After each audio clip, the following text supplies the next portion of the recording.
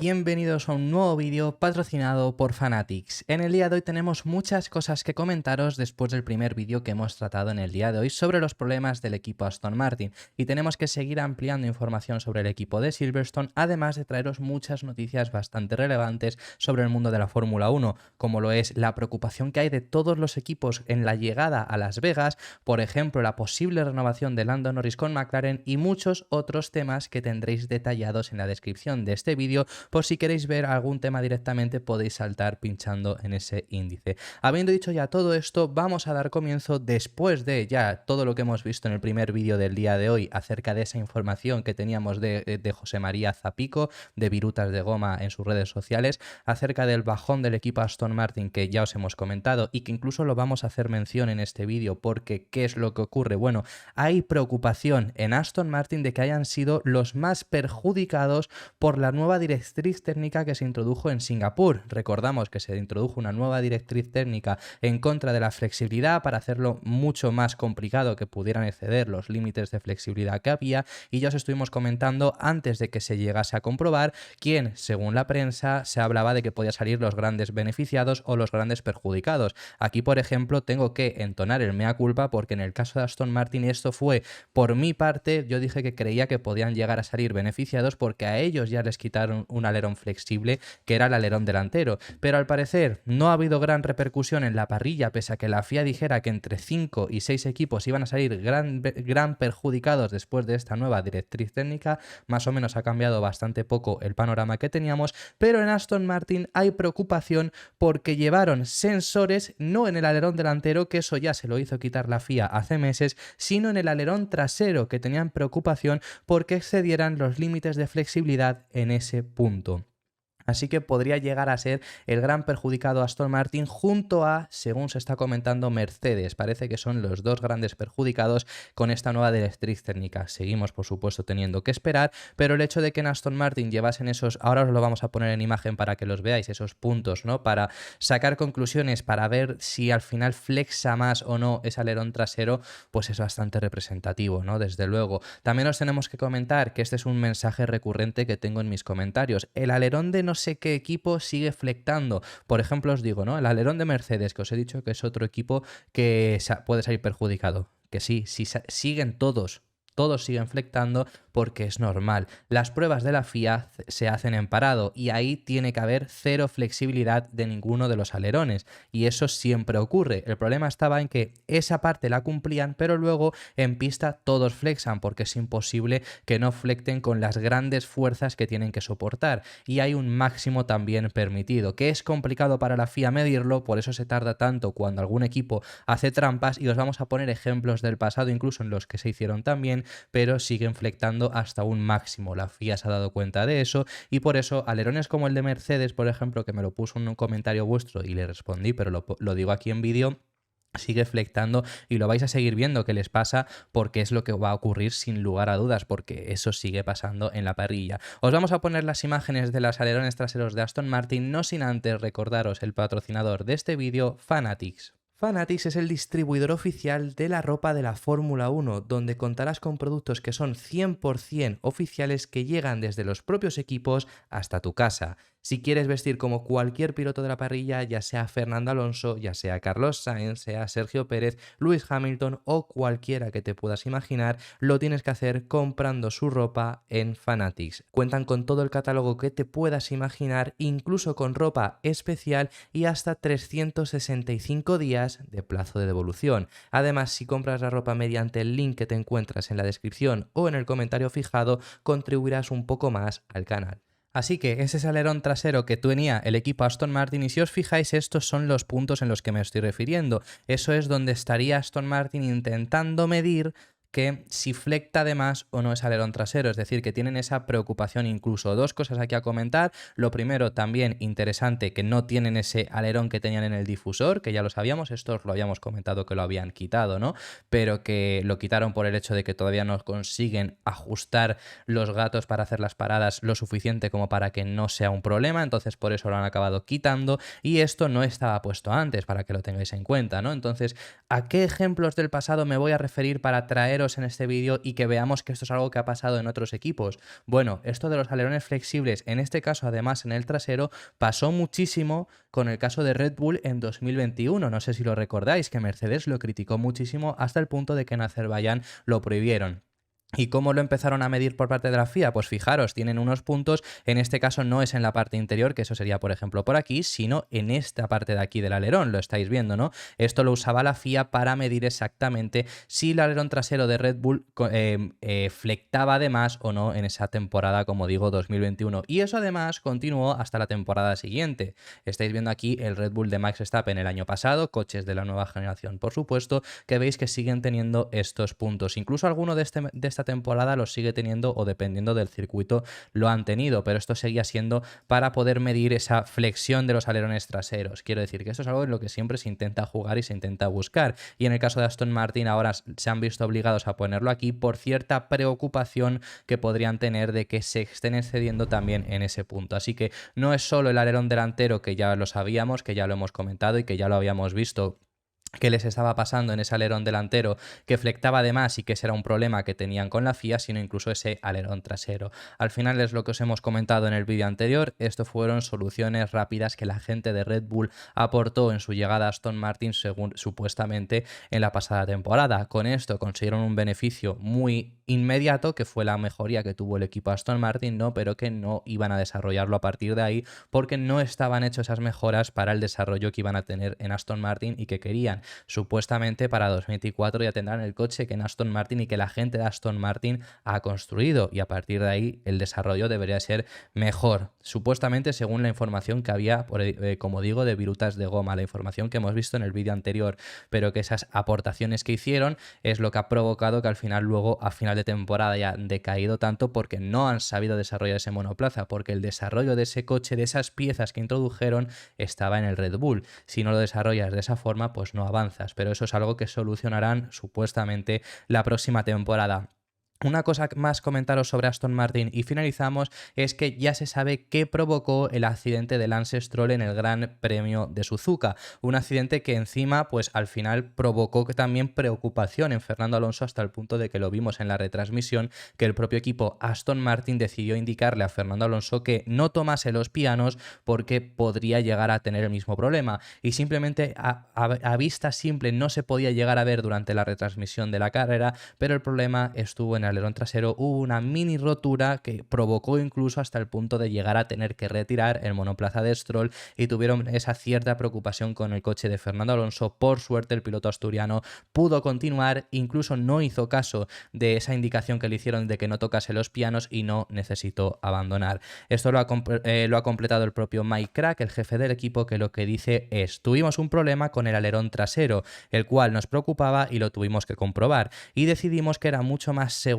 parar. En sí, al final, esa mini rotura pues podría haber ido a más, podría haber perjudicado en sí la carrera completamente, podría haber sido además perjudicial para el propio Lance Stroll, y de esta forma pues se han ahorrado rodajes, se han ahorrado kilómetros, que eso va a ser muy importante en el final de esta temporada, porque hay muchos kilómetros que se han hecho con estos coches y todavía, salvo algún coche cambiando componentes y saliendo desde el pit lane, no han sancionado ninguno de ellos. Ninguno optó por hacerlo en Bélgica, o pocos de ellos, si no recuerdo mal, y ninguno optó por hacerlo en Italia, porque este año era más complejo que la pasada temporada. Por lo tanto, afrontamos un final de año donde muchos equipos van a tener que sancionar, y el que no lo haga va a afrontar el final de año con motores muy usados. Así que bueno, es lo único que ya teníamos que hablar al respecto sobre esto. Esto generó esa cierta preocupación en el box de Fernando Alonso, pero decidieron no continuarla. Os tenemos que hablar acerca de la noticia que tenemos que comentar sobre McLaren. Información sobre Fórmula Pasión. Y es que McLaren tiene la intención de renovar a Lando Norris cuanto antes. Es importante este matiz. No es ya de por sí tener la intención de renovarlo, porque desde luego que McLaren quiere quedarse con Lando Norris, pero lo quieren hacer cuanto antes. El contrato del británico finaliza en la temporada 2025, dando paso además a un año 2026 con el cambio de reglamento que vamos a tener, con el futuro para Norris abierto. Pero McLaren quiere cerrarlo cuanto antes y conseguir, a ser posible, en este final de año, principios de 2024, ya poder comunicar la renovación del piloto británico. ¿Esto con qué objetivo? Con el objetivo, sobre todo, lo llegan a mencionar en esta información, de que no se marche a Red Bull. Sabemos que en Red Bull ha sido un equipo que ha estado tanteándolo muy fuertemente en los últimos años, hasta el punto de que en esta temporada han hablado mucho, hasta el punto de que os trajimos una imagen en el canal en la cual se veía a Helmut Marko hablando con el representante de Lando Norris y demás, hasta el punto en el que este año, sobre todo al principio de temporada, pues se habló mucho de la posibilidad de que Norris saliera de McLaren, incluso se descifró una cláusula que había en su contrato de que si McLaren no quedaba quinto o mejor en el Mundial de Constructores podría salir sin mayor problema, sin impedimento por parte de McLaren. Esto al final no va a poder ser así, pero el momento mejor posible para McLaren para intentar conseguir la renovación del británico es ahora, o sea, es decir, en el momento en el que está ahora mismo en los de Woking. Norris tampoco se la puede jugar, salvo que tenga un seguro de ir a Red Bull y ser el primer piloto, ¿no? Entonces, al no poder jugársela, el mejor momento para McLaren es ahora mismo, el mejor momento para intentar esta ofensiva de conseguir esa contratación y conseguir mantener con su piloto al final estrella, por mucho que Piastri lo está haciendo genial y creo que es un claro contendiente en el futuro a ser de los mejores pilotos de la parrilla, si no es ya, pues desde luego mucho mejor que algunos pilotos que llevan muchos años, porque lo está haciendo extremadamente bien y esto con el paso de las carreras y el paso de la confianza y el paso de la experiencia pues irá a mejor sin lugar a dudas, pero Norris está claro que es el piloto número uno, ha quedado bastante claro en el momento en el que han tenido que meter las mejoras y siempre si tenían que meterlas únicamente en uno de los coches se las daban a Lando Norris y está bastante claro, es el momento de conseguir esa renovación. Aún así os digo que tiene contrato tanto 2024 y 2025. Quiero decir que no hay prisa en ese sentido por McLaren, pero el mejor momento para conseguirlo es ahora. Ya sabemos que McLaren además, un año únicamente después de su renovación en 2021, le consiguieron renovar en 2022 para asegurar ese futuro. Le renovaron en 2022 para temporada 2023 y 2024. Le extendieron un año más, también subiéndole el sueldo y todo esto era por rumores que había sobre la posibilidad de que el equipo Red Bull intentase hacer una ofensiva por Norris y ahora pues nuevamente sale esta información. Tenemos que pasar de tema, tenemos que seguir al siguiente y os tenemos que hablar acerca de la preocupación que hay de los equipos de Fórmula 1 con la llegada de Las Vegas. Sabemos que Las Vegas es la penúltima carrera de la temporada, es decir que todavía nos queda competir todo el mes de octubre antes de llegar a Las Vegas, pero está ya a la vuelta de la esquina, como quien dice, realmente tenemos que hacer la gira americana y la última carrera será en Las Vegas, pero hay un inconveniente y esto está generando una preocupación bastante grande entre los equipos. Y son las temperaturas, porque por mucho que sea el desierto, como vamos a viajar en noviembre y como va a ser una carrera que se va a disputar a las 10 de la noche en Las Vegas, las temperaturas bajan muchísimo por la etapa del año en la que estamos, llegando a bajar incluso hasta los 10 grados. Y eso que cuando vamos a circuitos donde hace unos 20 grados decimos que son temperaturas muy bajas, pues va a hacer 10 grados en Las Vegas. Esto está generando muchísima preocupación entre los equipos porque primero la gestión del calentamiento de los neumáticos va a ser mucho más complicada y más aún tengamos en cuenta que encima es un circuito con mucha recta y poca curva, es decir que va a ser aún más complicado calentarlos porque se pueden enfriar bastante en ese tramo. También está generando preocupación por cómo van a llevar los motores, porque el calentamiento de los motores va a ser diferente, también la aerodinámica de los coches al tener unas temperaturas tan bajas va a cambiar bastante y además por el asfalto de Las Vegas está habiendo preocupación de que regrese el graining, a los neumáticos generando más problemas en la gestión de ellos. Son muchas los problemas que va a haber en Las Vegas, parece ser, y que está generando esa preocupación. ¿Esto por qué ocurre? Bueno, pues porque Las Vegas tenía que ser un espectáculo, ¿no? Sobre todo. Entonces lo que hicieron es, para tener unos horarios, intentar que en todo el mundo se pudiera llegar a ver, pero ser nocturno, ya sabemos que querían que fuera nocturno, tiene que acabar siendo a las 10 de la noche en Las Vegas, para que por lo menos, por ejemplo en Europa la clasificación es el mismo horario que tuvimos en Japón. Para que os hagáis una idea, en Europa se disputa a las 8 de la noche. A las 8 de la mañana, quiero decir. La carrera es a las 7. En países de América también, por ejemplo, en países de Latinoamérica, en México, así, creo que son sobre las 2, ¿no? Si no me equivoco, el cambio horario. Pero bueno, más o menos son los horarios que tuvimos en Japón. Exactamente, además. Pero ha habido esa concesión para que fuera nocturno, para que fuera ese espectáculo. Problema. obviamente Liberty lo quería finales de campeonato, se ha adelantado una carrera para el próximo año, es decir, esta es la penúltima carrera, el año que viene será la antepenúltima, pero eso sobre todo ha sido únicamente por meter Qatar entre medias y no hacer un viaje ahora que vamos a Qatar, luego a América y luego volver a Abu Dhabi, para hacer solo viaje a América y luego Qatar y Abu Dhabi, ¿no? Pero más allá cerca de ahí, se ha hecho este tipo de concesiones y el problema es que por las fechas en las que se realiza este gran premio, ya no es solo el jet lag, porque el jet lag, bueno, da bastante igual en ese sentido, sino el problema es realmente esas temperaturas. Hay un gran cambio, hay un gran desfase de temperaturas entre el día y la noche en Las Vegas, que esto además a lo mejor incluso para los pilotos es perjudicial. También tengamos en cuenta que para los libres 1 y los libres 2, por ejemplo, o los libres 3 y la clasificación va a cambiar radicalmente la pista, es decir, los libres 1 y libres 3 no van a servir de nada porque te sirve para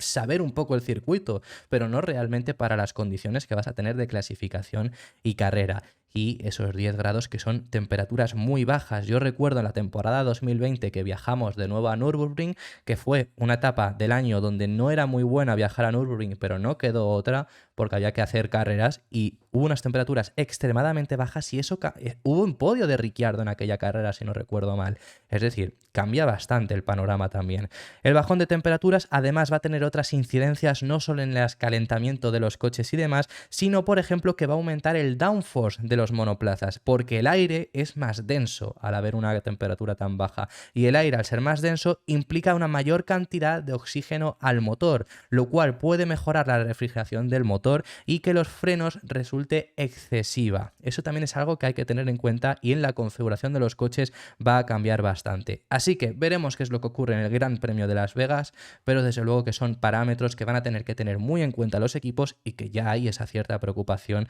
en el paddock, además de, como os digo, sobre todo ya no es la gestión en sí de esas temperaturas de los neumáticos, del motor, esa carga aerodinámica que tienen que saber configurarla porque va a haber más downforce, sino sobre todo ese graining que no está viéndolo esta temporada, sobre todo además por el hecho de los nuevos neumáticos que se introdujeron en Silverstone, los cuales son de una construcción más dura, ya todos lo sabemos, ya lo hemos hablado, pero por las características, por el frío y por el asfalto urbano, podría llegar a ser que tengamos ese tipo de desgaste. Esto que también quiero deciros, por ejemplo, no es similar a Singapur. En Singapur baja la noche y en lugar de ser quizá un mejor momento para correr, es peor porque baja la noche, no bajan mucho las temperaturas y sube mucho la humedad, pero aquí va a bajar radicalmente esas temperaturas, así que es un problema al cual tienen en cuenta. Y por cierto, hoy mismo se ha anunciado, ha sacado esto mismo Red Bull, que son los diseños que van a llevar a Las Vegas. Han puesto un concurso de 10 diseños en el cual se puede llegar a votar para qué diseño preferís. Estos son los 4 primeros para que les echéis un vistazo, estos son los 5 siguientes, que aquí, bueno, hay alguno que también tiene más que ver, yo diría, con Las Vegas que esto está bastante bien, por supuesto, pero creo que entre fichas, entre cartas, entre dados, entre no sé qué, pues yo creo que están bastante bien. Y luego estos últimos que yo diría que son un poco más espectaculares, ¿no? Porque también incluye dados y demás, pero con líneas y bueno, pues todo eso que tiene estos diseños de Red Bull, que por cierto, se dijo que Red Bull este año iba a llevar un montón de diseños porque llevaron uno en Miami, se habló de que iban a llevar uno en los 3 grandes premios de Estados Unidos, es decir, que debería de haber otro en Austin, que no se ha dicho nada, y también se habló de que iba a haber uno en Japón y otro sobre todo, y obligado, en Singapur. ¿Por qué en Singapur? Porque en teoría no se podía hacer publicidad a una marca de bebidas, no una marca de bebidas energéticas, sino una marca de bebida tan azucarada como es Red Bull. Pero en Singapur no sé por qué se libraron, como no lo llevaron en Singapur, no lo llevaron en Japón tampoco. Y veremos el de Austin, porque no lo sé yo muy bien, pero bueno, esto sí que está bastante claro que es el de Las Vegas. Por cierto, y también os tenemos que hablar acerca del equipo Red Bull, vamos aquí hilando temas. En el día de hoy ha estado Adrián Newey en el podcast oficial de la propia Fórmula 1 y ha hablado de cosas bastante interesantes, como sería la de además juntar a Fernando Alonso y Max Verstappen. Sabemos que Newey, esto lo ha dicho en muchas ocasiones, lo ha dicho abiertamente este año además un par de veces, que se arrepiente en realidad arrepentirse porque no ha habido esa posibilidad, pero que le hubiera gustado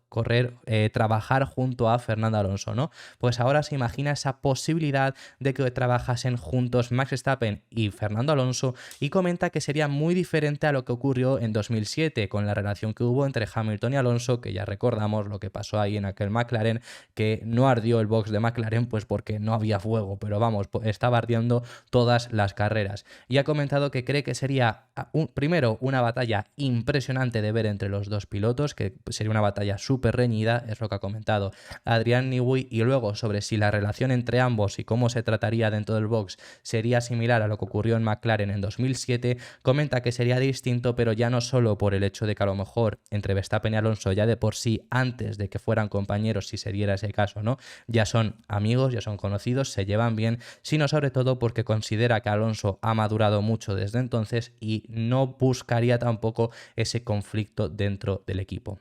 Eso es lo que ha estado hablando, y también creo que sí que puede llegar a ser cierto en ese sentido. Creo que al final Alonso en aquel momento venía primero de ganar 2 títulos, ganárselos a Michael Schumacher además, venía con un estatus muy alto y siendo muy joven. Entonces no le sentó nada bien, por supuesto, que en McLaren quizá primasen a Lewis Hamilton, que acababa de llegar, era rookie, un piloto muy joven, más joven que Alonso, no se sacan tantos años, pero sí que más joven por supuesto que Alonso, su primera temporada. Fernando cuando llega a McLaren pide a otro compañero, pide a Pedro de la Rosa, pero suben al final a Lewis Hamilton, es decir, quizá no sentó tan bien que encima le estuviesen dando esa prioridad, pero ahora podría ser bastante diferente, incluso yo creo que lo sería si juntas a Alonso y a Hamilton en el mismo equipo, sería una situación muy diferente a lo que fue en aquella temporada 2007. Más allá de quién pudiese ganar, que Newey no se moja, tampoco nos vamos a mojar en ello. Yo tengo una opinión, pero bueno, no sé yo exactamente qué es lo que ocurriría, porque Alonso desde luego que tiene muchísima experiencia, pero lo que ha dicho Adrián Newey es: sería interesante una dupla con un número 1 veterano y otro más joven. Por ejemplo, Fernando es uno de los competidores más formidables de la historia y quizá famoso por no llevarse muy bien con sus compañeros de equipo, digamos. Max contra Fernando, Luis contra Fernando de nuevo, sería interesante ver a Fernando con toda la experiencia que tiene ahora, si es diferente al piloto que era en 2007 con McLaren. Yo creo que sería diferente y da la sensación de que ha suavizado esa postura. Así que eso es lo que comenta Adrián Newey, bastante interesante sus palabras, que se va a quedar por supuesto sin trabajar al final. Bueno, por supuesto, vete tú a saber, pero se va a quedar sin trabajar con Fernando Alonso, es lo más posible. También en este podcast ha vuelto a hablar sobre que otra de las espinas clavadas, porque también ha hablado sobre Alonso y demás, pero otra de esas espinas clavadas con las que se va a quedar muy posiblemente, vamos, y muy posiblemente no, se va a quedar con ella, es no haber trabajado en Ferrari, que ya en el canal os hemos contado que pudo tener esa oportunidad, pudo haber llegado a marchar al equipo italiano, pero no lo acabó haciendo porque prefirió mantenerse en Gran Bretaña. Y bueno, y para concluir, lo último que os tenemos que hablar, Nyck de Vries ha encontrado un equipo, ya ha encontrado una posibilidad, hemos hablado en alguna ocasión en el canal sobre esto, y regresa a la Fórmula E. Lo va a hacer en el equipo Mahindra junto a Edoardo Mortara. Va a volver a la Fórmula E después de haberla ganado en la temporada 2020-2021 y se ha cansado muy pronto de estudiar porque, como no estaba teniendo nada que competir, había entrado en la Universidad de Harvard, ¿no? Pero ya el próximo año va a estar compitiendo en la Fórmula E. Se ha cansado muy pronto un día y ha dicho: esto no es lo mío, me vuelvo a las carreras. Pero bueno, en este sentido me alegro por él, por haber conseguido otro asiento, porque parecía bastante complicado después de lo que hizo en Fórmula 1. Creo que para Fórmula E sí que tiene desde luego capacidades, sí que creo que tiene capacidades para estar ahí y competir, aunque regresa a Mahindra, que es el peor equipo que hay en Fórmula E, pero es el único asiento que había. Así que bueno, habiendo dicho todo esto, muchísimas gracias por haber llegado hasta este punto. Dale un like y suscríbete al canal si te ha gustado, porque apoyarás muchísimo. Te recuerdo que tienes activa la opción de miembros, te recuerdo que vayas a Fanatics si quieres merchandising 100% oficial de la Fórmula 1, y habiendo dicho ya todo esto, nos vemos en el siguiente, que seguiremos hablando de Fórmula 1.